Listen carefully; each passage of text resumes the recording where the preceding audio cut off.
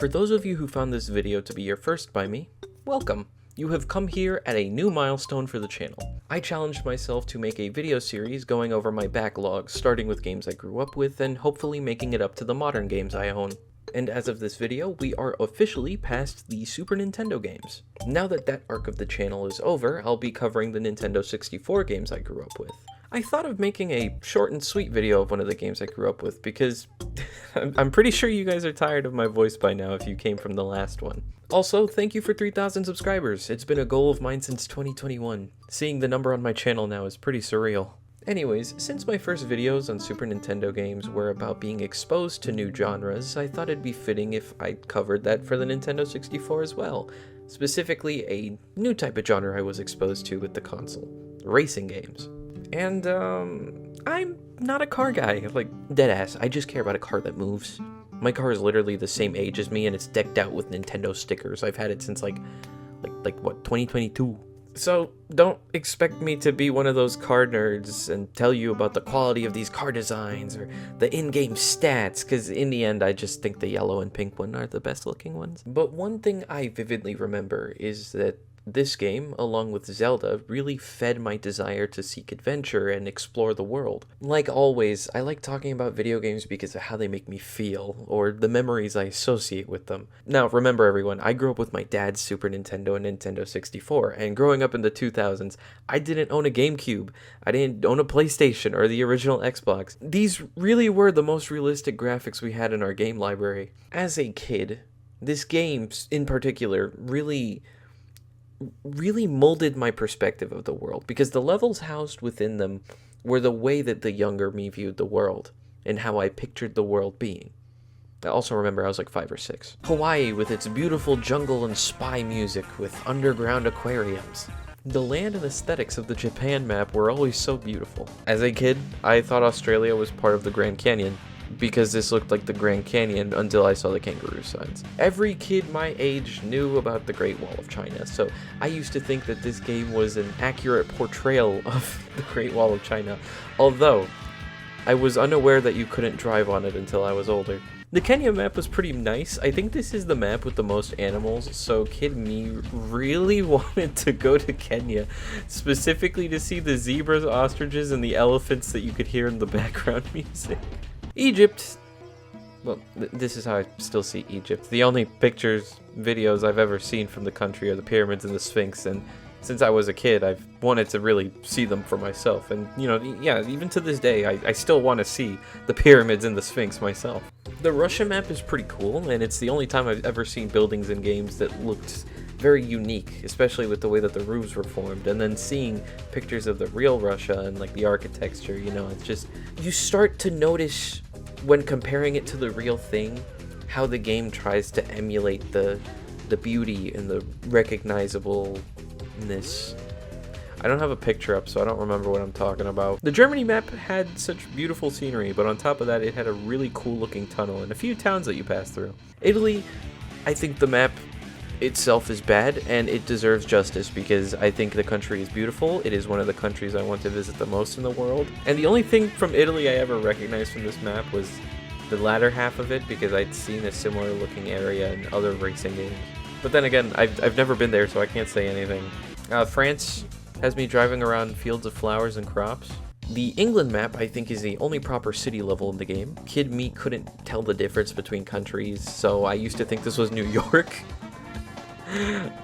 Even though it didn't say, I didn't like reading in video games as a kid, so I just assumed this was New York. The architecture looks pretty accurate to things I've seen. My girlfriend is British, and sometimes she sends me pictures and videos of the city. And, you know, because of this game, and also now because of her, like, I want to see more of England for myself. I love the Mexico map. I'm Hispanic, and I come from a Spanish-speaking family, so driving around and understanding the lyrics of the song gave me such a nice feeling. I don't know what it was, but me and my mom would, I remembered while writing the script. Me and my mom, we would literally sit down, race in this level, and we would sing along to the music. Oh, man, I miss doing that. You guys don't understand how much I miss doing that. I didn't really play video games that often with my friends when I was that age. I didn't have any friends to play video games with, so like sitting down and playing games with my mom, oh, such a nice, comforting, like feeling. I'm going so off script. Like, just the memory of it. Also, the bridges in New York, and let me tell you, the reason why I confused England with New York was because there was an actual New York level. But anyways, I love bridges in video games, but the tunnel is horrible. I remember I used to crash in between this thing. Oh, there's also a Florida level, and as a Florida man myself, I can confirm that this is what Florida looks like. Although I have no idea how anyone can drive from Miami to the Kennedy Space Center that quickly, but that doesn't matter because if not for the Kennedy Space Center, we wouldn't unlock the secret level, the true final level of the game, the moon. We literally get strapped to a NASA rocket and fly to the moon. I love seeing the moon in video games, and seeing Earth from the moon is another thing I really love. Gosh, man, this was like mind-blowing to like a 5-year-old, 6-year-old me. It is so hard to describe these things as being a big deal because nowadays, like you know, this, you can have this at the bare minimum. But back then, like, I wasn't around in the 90s to see this, but I was a kid in the 2000s who grew up with 90s consoles, and this was like a big thing for me. Also, how are these people alive? Cruis'n the World is one of those games that really reminds me of the wonder in our eyes that we have when we're kids.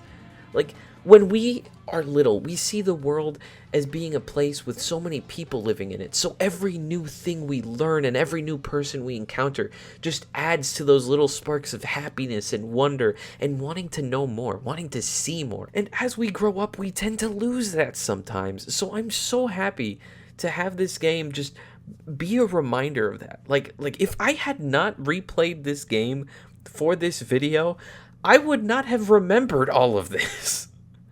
Like, oh man, there's a lot of things I want to say that I just can't express into words. You know, I didn't want to go that deep into this game. I didn't want to go so in depth because I don't think there is enough to go that deep into. At least for me, it's just an arcade racing game that was ported over from the Nintendo 64. It's really well done.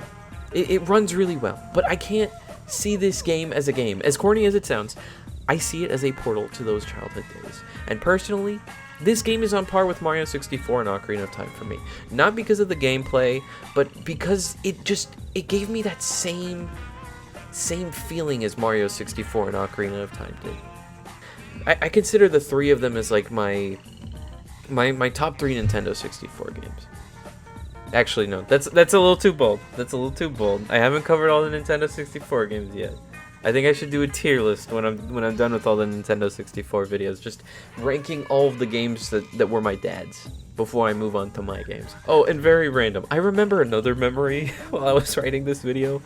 When me and my mom used to cross the road, whenever we got to a crosswalk, we would jump across the lines on the crosswalk yelling checkpoint.